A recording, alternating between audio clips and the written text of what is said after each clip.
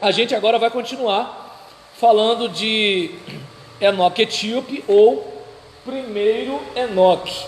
Vamos lá. A gente, dentro ainda de conteúdo dele, a gente pegou a primeira sessão e depois a gente pegou a segunda sessão, a primeira sessão do capítulo 1 a 5, a sessão do capítulo 6 a 16, e a gente está indo agora para a terceira sessão do capítulo 17 a 36, que são as histórias das viagens de Enoque. E é interessante que no Antigo Testamento o trecho de Enoque é um negocinho de nada, né? Mas aí para você ver. Seguindo nosso raciocínio aqui, de Norman Champlin, na sua obra Enciclopédia de Bíblia, Teologia e Filosofia, volume 2, novamente temos nessa sessão um livro separado que recebeu tratamento variegado por parte dos editores e que foi incorporado na obra maior que se tornou o primeiro Enoque.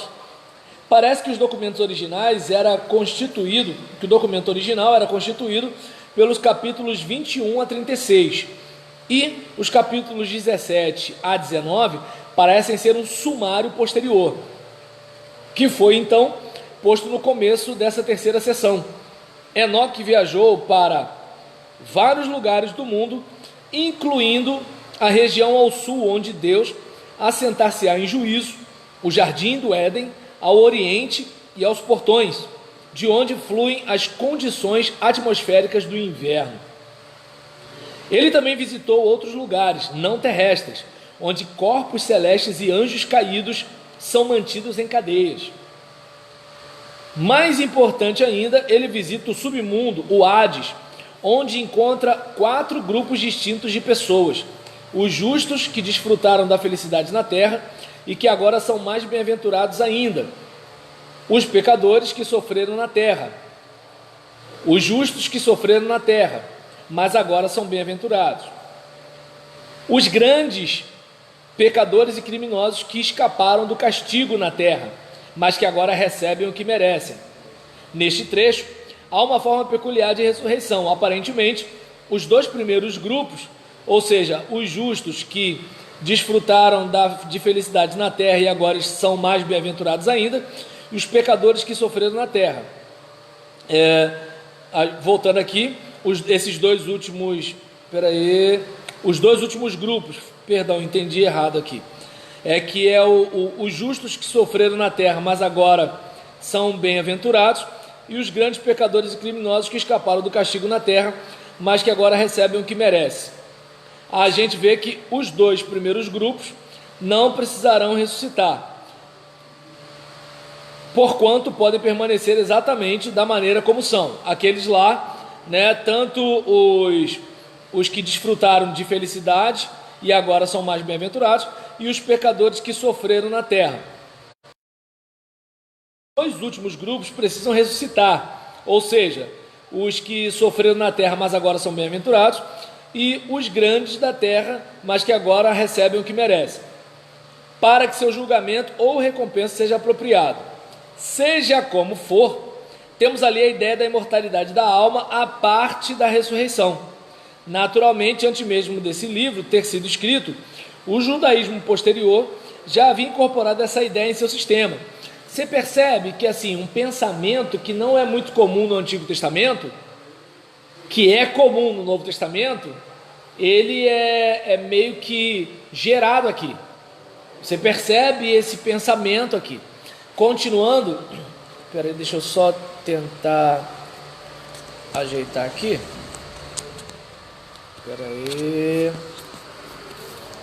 Isso, perfeito.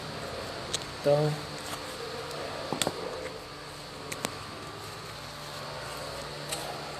legal. E aí, a gente observa aqui que podemos supor que essa incorporação não era absolutamente universal entre os judeus. Nessa seção percebe-se um pano de fundo oriental quanto às ideias cosmológicas, em contraste com as noções semi-científicas da cultura helênica. Tanto que você deve lembrar de Paulo quando ele vai falar de ressurreição e o pessoal numa outra ocasião a gente te escuta. E a gente vai ver a influência helênica em 1 Coríntios 15, quando Paulo tem que repregar sobre questões básicas da fé cristã, como a ressurreição de Cristo, porque eles estavam tendo dúvidas sobre a ressurreição. Não sei se você percebe que o capítulo 15 de 1 Coríntios é Paulo reforçando a ideia da ressurreição. Então a gente verifica que a influência helênica fez isso, né, com as pessoas, com os cristãos, perdão, e inclusive com os judeus também, porque você vai perceber que havia uns judeus que acreditavam na ressurreição e judeus que não acreditavam. Paulo até malandramente, um dia que o circo estava pegando fogo, eu acredito na ressurreição, aí o pessoal começou a discutir e esqueceram dele e começaram o debate, né? Então a gente observa aqui nessa sessão dos capítulos 17 a 36, a história das viagens de Enoque. Deuses e anjos misturam-se com os corpos celestiais, ou são eles mesmos estes corpos celestiais, as estrelas de Deus, os filhos de Deus, os anjos de Deus, certo? A passagem da primeira epístola de Pedro, capítulo 3, versículo 18, até o capítulo 4, versículo 6, que fala sobre a descida de Cristo ao Hades, de acordo com alguns eruditos, teria sido sugerida por 1 Enoque, na sessão que ora estamos comentando. Talvez seja verdade, porém deve-se notar que em 1 Enoque, o profeta ora apaixonadamente pela redenção dos anjos caídos, capítulo 12 a 16, mas no fim é forçado a proferir condenação dos mesmos. De acordo com a versão de Pedro, o próprio Cristo intervém em favor dos perdidos do Antigo Testamento, anunciando-lhes o Evangelho. 1 de Pedro, capítulo 4, versículo 6. Isso aqui é posicionamento do Champlin. Se eu não me engano, na Bíblia Shed, tem muito tempo que eu não leio essa Bíblia, Shed lá embaixo, ele faz um comentário de que aquela palavra de Cristo tem mais a ver com anunciação do que necessariamente proclamação para conversão. Cláudio está fazendo que sim, então deve lembrar dessa anotação, né? Continuando aqui, porque é bom explicar, porque às vezes eu lendo, a pessoa pode confundir o que eu estou lendo com o que eu penso, certo? Talvez, se bobear, alguém deve estar achando, né, que eu estava defendendo a roda de Sansara do budismo na aula passada. Não duvido não, do jeito que está a internet, está complicado, né? Está complicado. E aí, continuando aqui, a respeito do assunto, deixa eu ver, o benefício que Enoque desejara ver ser feito em favor dos anjos, é feito em favor dos homens, de acordo com a primeira epístola de Pedro. Alguns supõem que os anjos estão em foco na passagem petrina, mas isso é totalmente contrário ao texto bíblico. Quem está ali em foco são os mortos humanos, que antes haviam sido desobedientes. 1 de Pedro, capítulo 3, versículo 20. Noé não pregou a anjos caídos, mas a homens que tinham preferido não dar atenção à sua mensagem, pelo que foram devidamente julgados.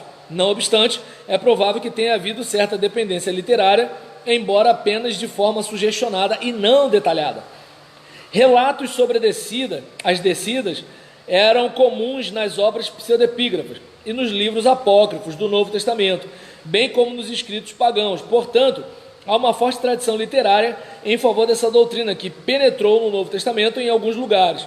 Há um longo artigo sobre o assunto com o título A Descida de Cristo ao Hades, é significativo que as experiências perto da morte que aparentemente dizem-nos o que sucede a uma pessoa nos primeiros estágios da morte física. Deixa eu ver aqui. É significativo que as experiências perto da morte apresentam evidências em favor da ideia de que há missionários trabalhando entre as almas perdidas em lugares como o Hades. Para mim, penso que isso é fundamental para o conceito que diz que algum dia Cristo tornar-se-á tudo para todos os seres, Efésios 1, 23. Então a gente já percebe aqui que Champlin tem uma linha universalista, ou seja, no final vai dar tudo certo para todo mundo.